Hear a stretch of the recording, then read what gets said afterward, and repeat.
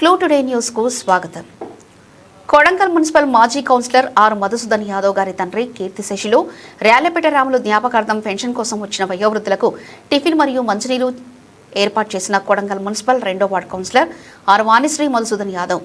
Kodangal municipality 2వ వార్డులోని post office దగ్గర ప్రతి నెల పెన్షన్ కోసం వచ్చిన వయోవృద్ధులకు, వసతులు సరిగ్గా లేక ఇబ్బంది పడుతున్న వయోవృద్ధులకు తన సొంత డబ్బులతో టిఫిన్ మరియు మంచినీరు ఏర్పాటు చేసిన కొడంగల్ మున్సిపల్ 2వ ward councillor R Vanishri Madhusudan Yadav దంపతులు.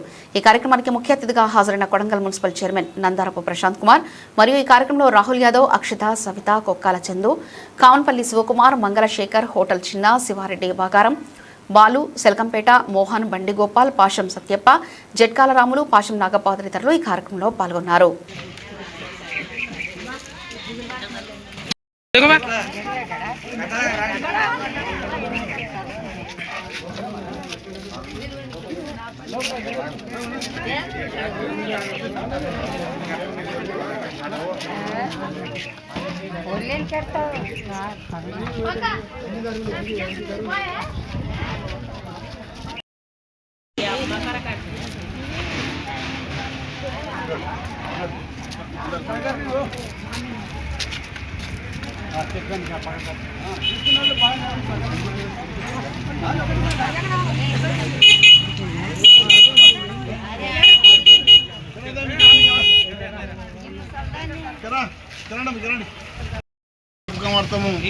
ఈరోజు ఈ వికలాంగులందరికీ కూడా పెన్షన్దారులకు మేము ఇక్కడ టిఫిన్ ఏర్పాటు చేసినాము.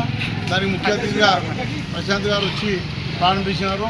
ఆయన 2 నిమిషాలు సందేశం ఇస్తారు.